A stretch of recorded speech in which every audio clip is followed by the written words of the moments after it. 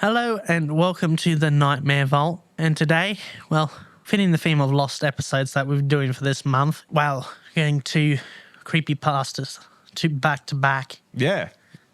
Well, we did say we're going to at least, do lost episodes for the month. So I guess hopefully you enjoyed the Dead Bart one. And I think we did bring this one up actually in the Dead Bart episode. I believe so.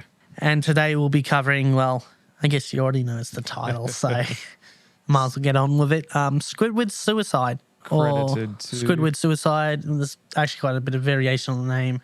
Oh, right. Because, like we have it here as, Squidward's Suicide, but then I've heard it as Squidward Suicide. Oh, okay. Interesting. So I think you get that with a lot of the older creepypastas, having different variations of the name. We definitely found that with smile.jpg. Yeah. And Smile.dog. Yeah. So it is a little bit of a theme, I guess, with some of these older ones. Actually, I'd say, wouldn't you have grown up with SpongeBob? Yes, definitely. I fondly remember definitely the first two seasons, and I also played a lot of the Battle for Bikini Bottom game. I think I may have played that, but I know I played it when I was young, a SpongeBob game. I'm not sure if that was it. Yeah, it was the one that was like the little robots running around, and you had to defeat all the robots. And I can't really remember much about it. All I can really remember is I played it, and that's it. It was SpongeBob, but I guess enough of that tangent. But to the story. So credited to you/Suicide Squidward. Wouldn't that be a board on like Reddit or something? Because as soon as I see like the slash. Yeah, that's why. Although it would be r/, wouldn't it? That if it's Reddit, then it would be r/. So I wonder what U is. I mean, at this time, I don't know if Reddit was around in 2010, but you would definitely have some board. Yeah, I don't. Would you have 4chan? No, I think they do something different. Yeah. Oh no, I think they may. So I'm not sure if the U is one of the chans or. I think we should have looked into this a bit more actually. When we kind of do say it's a bit of a failing on our part, but I guess we should get into the story. Yeah. So originally uploaded on August 8th, 2010. Which God, I guess I do love covering all the older ones. Yeah. Except for the one time you decided to cover Dead Bart. Yeah. Although normally at the end of the episode I say we'll be doing this next, but since we've already recorded, I'll give you a sneak peek of what could be, the next one that I'll be doing, and that is Lavender Town Syndrome, which I think we spent more time talking about the creepypasta than actually telling it. We definitely did, but it was a fun one. So keep an eye out for that, and I guess with that out there, let's get into the story.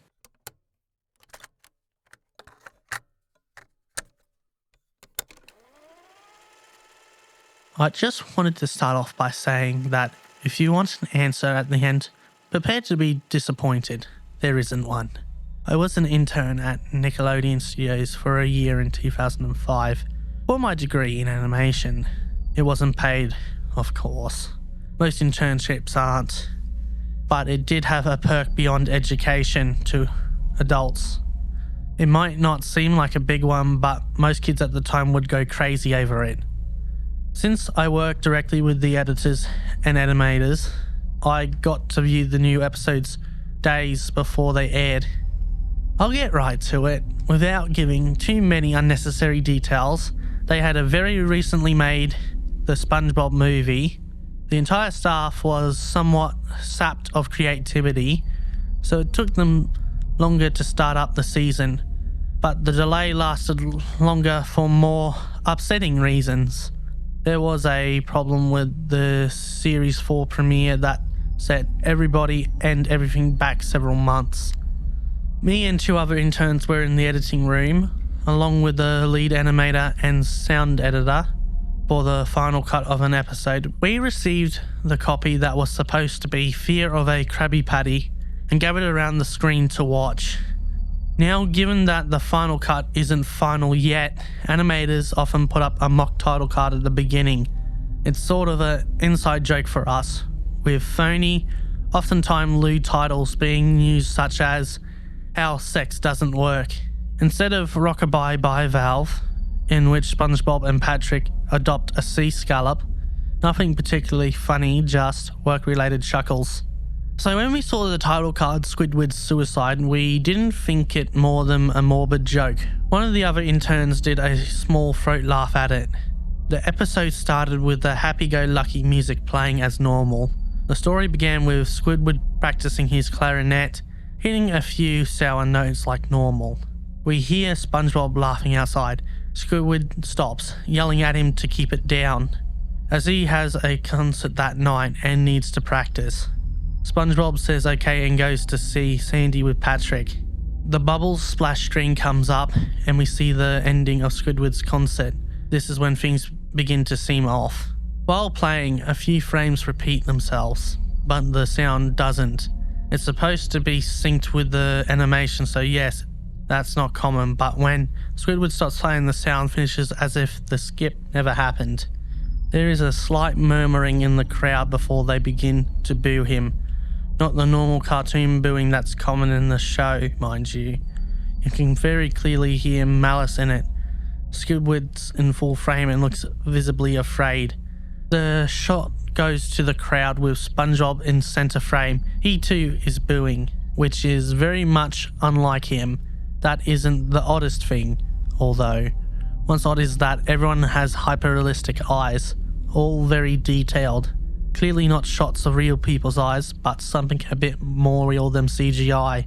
The pupils were red. Some of us looked at each other, obviously confused. But since we weren't the writers, we didn't question its appeal to children yet. The shot goes to Squidward sitting on the edge of his bed, looking very forlorn. The view out of his porthole window is of a night sky, so it isn't very long after the concert. The unsettling part is that at this point, there's no sound. Literally, zero sound. Not even the feedback from the speakers in the room. It's as if the speakers were turned off, although their status has shown them working perfectly. Squidward just sits there in this silence, blinking for about 30 seconds, then starts to sob softly. He puts his hands over his eyes and cries quietly for a full minute more. All the while, a sound in the background is very gradually growing from nothing to barely audible. It sounds like a slight breeze through a forest. The screen slowly begins to zoom in on his face. By slowly, I mean that it's only noticeable if you look at shots 10 seconds apart, side by side. His sobbing gets louder and more full of hurt and anger. The screen then twitches a bit, as if it twists in on itself for a split second, before going back to normal. The wind through the trees sound gets louder and more severe, as if a storm is brewing somewhere. The eerie part is that this sound and Squidward sobbing sounded real. It was like it wasn't coming from the speakers, but that the speakers themselves were holes that the sound was traveling through from the other side. As good a sound as the studio likes to have, they don't have the equipment to be able to produce audio of that quality. Below the sound of the wind and sobbing, very faintly audible, something sounded like laughing. It came at odd intervals and never lasted more than a second, so you had a hard time pinning it. We watched this episode twice, so pardon me if things sound too specific, but I've had time to think about them. After 30 seconds of this, the screen blurred and twitched violently, and something flashed over it as if a single frame was replaced. The lead animation editor paused and rewound frame by frame. What we saw was horrible. It was a still photo of a dead child. He couldn't have been more than 6. His face was mangled and bloodied. One eye dangling over it popped. He was naked down to his underwear. His stomach crudely cut open. His entrails splayed out beside him. He was lying on some pavement that was probably a road.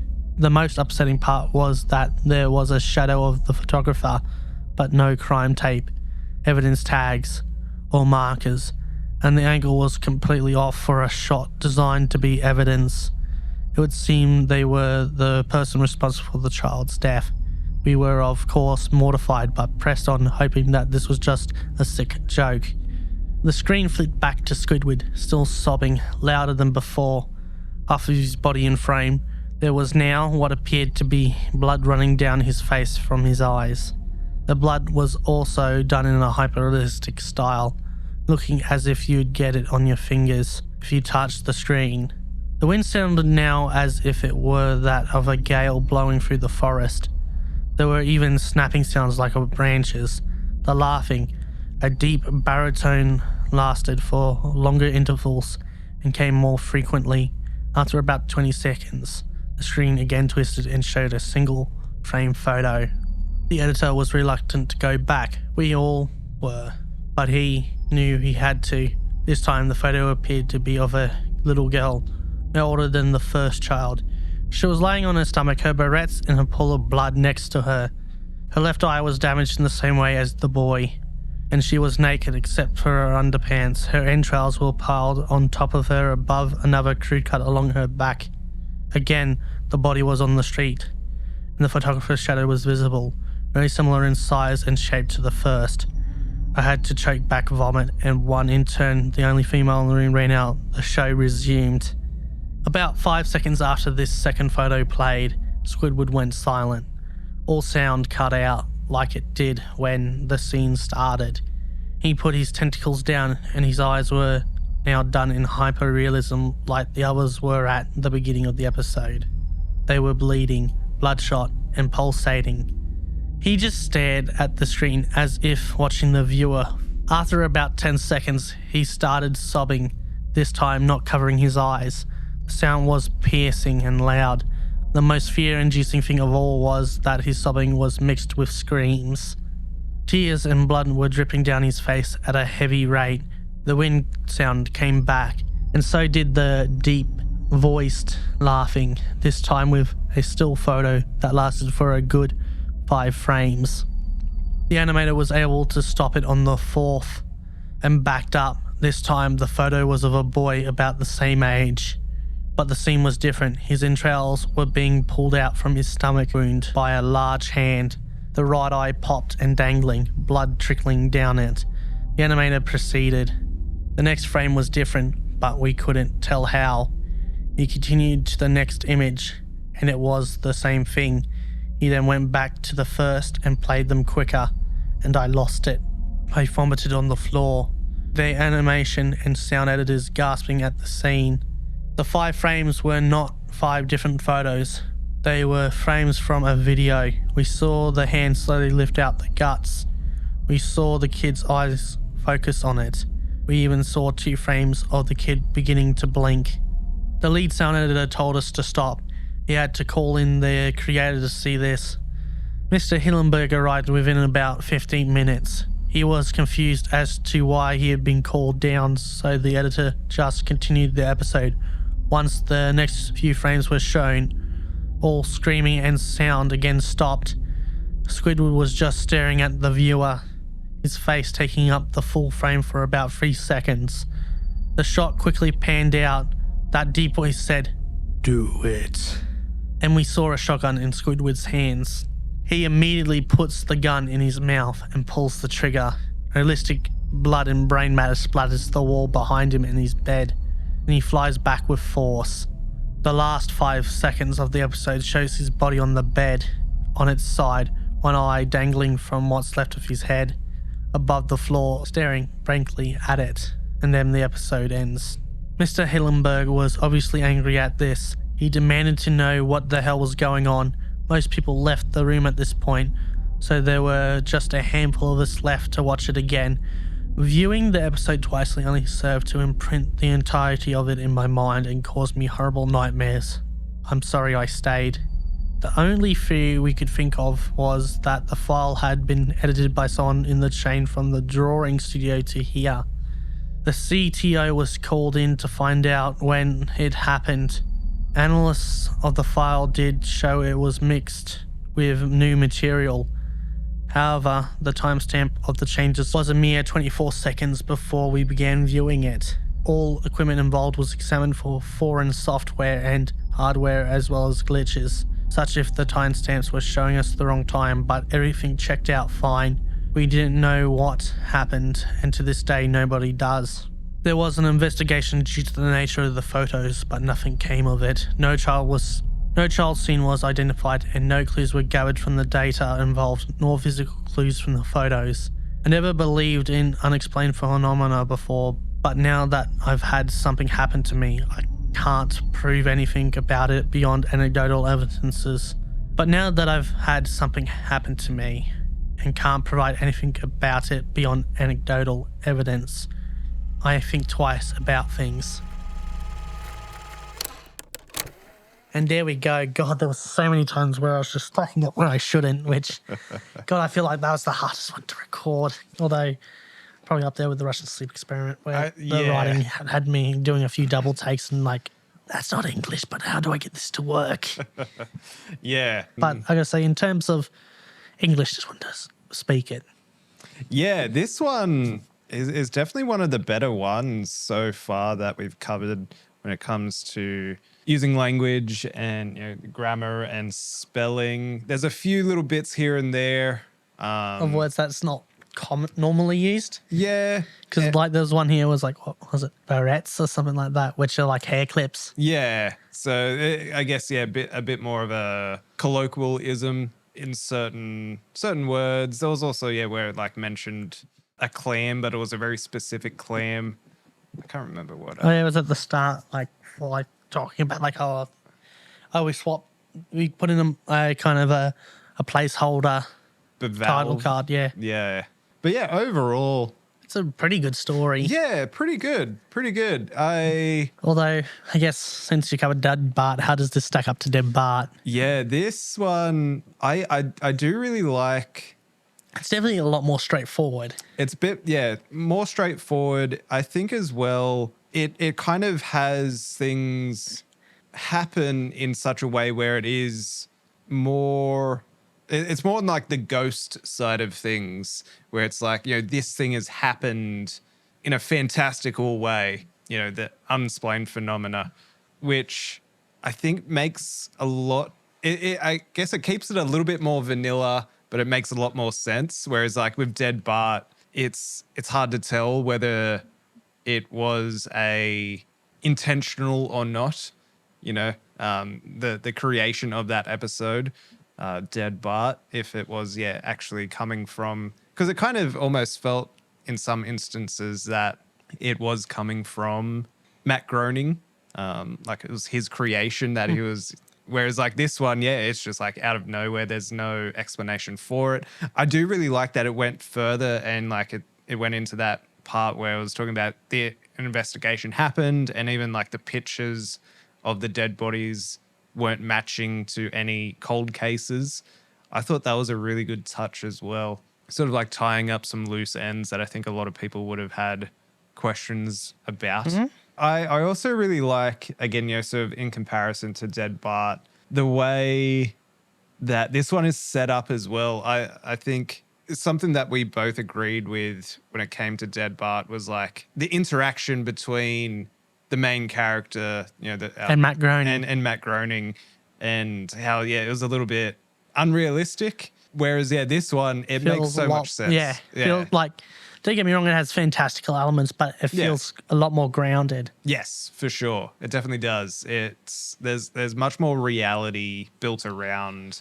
But my thoughts on the story is, well, I gotta say this is a bit morbid, but I kind of like how Squidward just at the end, just Kurt Cobain's himself. Yes. Or as I like to call it, the Kurt Cobain treatment. Cures your depression instantly, which I feel like that's kind of too soon, but at the same time, he's been dead for a while now, so I guess sorry to the relatives of Kurt Cobain. I don't know if I like that, he sort of just takes himself out at the end. Because then, it's sort of like, I don't know, there's a lot of questions around that I have for the ending. And of course, like, I think that's a good point. The fact that at the start it says, like, if you're looking for, what's it say? Answers. At the end you'll be disappointed or prepared to be disappointed. I think that was a good touch because, it definitely leaves you with a lot of questions. But I almost feel it would be more spooky if Squidward didn't take himself out, or if like it showed you it about to happen and then it cuts away. So you're left with that question of like, does he do it or not? Because then that would also then beg the question, is there going to be another episode? But then I guess, yeah, the title wouldn't make sense then as well. Yeah. So I think the title does sort of give it away. yeah, it does. But Well, I actually don't really have much to say about it because it's overall it's a pretty good story, yeah, and I think it's one of the ones that actually kind of like even. I guess I didn't really have high opinions of it back then and don't really have high opinions of it back now, but it's a good story. yeah. Which I guess that's high opinion, but but I guess you could say anything's good and then just move on about your day. Yes. Yeah, yeah. There's definitely a difference between, yeah, something just being generally good and something being outstandingly good, which, yeah, sort of like stays with you and you think about it during your day, during the week. Whereas, yeah, this, I would agree, it's a good story. I think this will be one which, yeah, maybe won't stick around as for details. Like, I think the Dead Bart one, even though it's probably a worse story overall, I think I'll probably remember that one better because it is worse.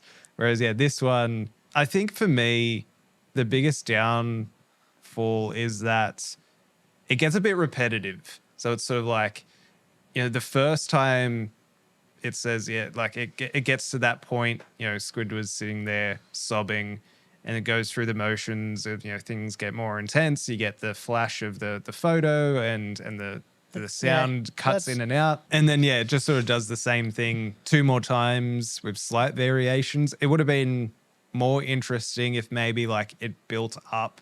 So if like the first picture wasn't a child, if it was, you know, a dog or something, which is still very explicit and would be shocking, but like it then could have grown to somewhere else. Then, yeah, grown to, yeah, a child or something. So it had a bit of a build up. I think that would have been the thing that would have made it better again overall. But yeah, other than that, pretty good. Pretty good. So Although, if you were to rate it, what would you rate it? yeah, this is one I think as well where it's very self-contained. And because of that, yeah, I'm not really wanting more. So I think it's just going to get a straight rating from me. I'm torn between a 6 and a 7. I'm not quite sure. So Well, not too far from what I was thinking. I was thinking like a 5 or a 6. yeah, so I'm probably going to go split the difference and go 6.5. I think I'm going to go with flat 6. Okay, cool. Because, like, yeah, I think it does get an extra point for it being very coherent when it comes to, well, writing and grammar. Yeah. So it deserves an extra point for that because it sort of breaks the mold compared to your average creepypasta, especially back then. For sure. Yeah, that's a really good point. I think, yeah, comparatively to stories from the same era, it does quite a good job grammatically. Although, again, it does feel like your average creepypasta, so that gives it the base 5. So that's why I went with the 6. Yeah. Even Nice. though I was thinking, do I give it an extra point for the grammar and that? Yeah, okay. And I just had to because I think for a story that was back in the day where I think it just deserved the extra point. So Yeah. I guess that does this for the ratings. And I guess with that out of the way, I guess, well, we would like to hear your opinions, well, on this story, but also if you got any creepypastas or, well, like, yeah, any creepypastas you want us to cover in the near future, don't be afraid to let us know down in the comment what you would like us to see to cover because, well, Yeah, absolutely. it's not like we're going to have like old creepypastas forever. No. Yeah, is there any new ones that kind of stand up to some of these classics that we've been covering? Or even some older, more obscure ones. Yeah, that are, you know, sort of some sleepers that the community as a whole kind of sleep on and are worthy to be up there with some of the classics.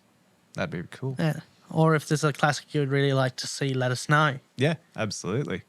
And yeah, leave us a like, subscribe to the channel, share us around because that really helps grow and makes it easier to make things. Because, like, yeah, it's definitely quite a motivational boost when you look at the video and it's like, wow, that's doing better than I'm expecting. It definitely gives me the extra energy I need to kind of not only keep going just in the sense of like just going about my day in a decent mood, but also really gives me the energy of being like, I really want to sit down and do another one. Yeah, for sure. Definitely. I Because would it's agree. like, this did well, sweet. And it just allows me to kind of justify putting a bit of extra effort into it. Like, it's not Yeah. like we put no effort into these, but it's like, there's areas there we can definitely improve. But Oh, yeah.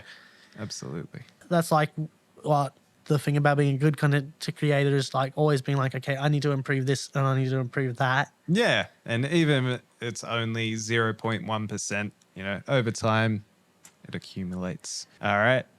That's a good place to end this one off. So you'll catch us in the next one. Yeah. Bonjour.